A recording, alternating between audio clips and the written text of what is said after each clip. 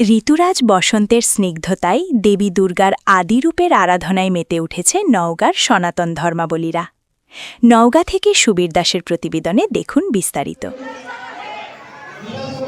এই বিশেষ ধর্মীয় উৎসবকে ঘিরে স্থানীয় ভক্তকুলের মাঝে ব্যাপক উৎসাহ ও উদ্দীপনা বিরাজ করছে।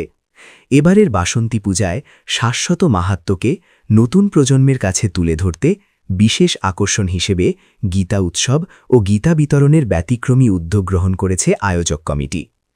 জিয়া সংসদ নওগাঁ জেলার শাখার সভাপতি সেতু মৈত্র জানান যে বাসন্তী পূজা কেবল একটি ধর্মীয় আচার নয়, বরং এটি সাম্প্রদায়িক সম্প্রীতি ও মিলনের এক অনন্য মহাসঙ্গম।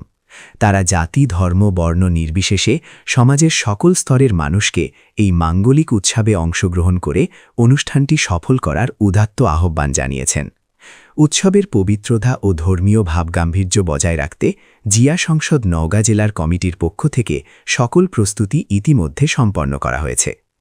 ২৬ মার্চ বৃহস্পতিবার মহা অষ্টমী ও ২৭ মার্চ শুক্রবার মহানবমীর বিশেষ পূজাপাঠ ও আরতি অনুষ্ঠিত হবে। সবশেষে ২৮ মার্চ শনিবার বিজয়া দশমীর দশমী বিহিত পূজা সমাপনান্তে প্রতিমা বিসর্জনের মধ্যে দিয়ে বাসন্তী পূজার সমাপ্তি ঘটবে।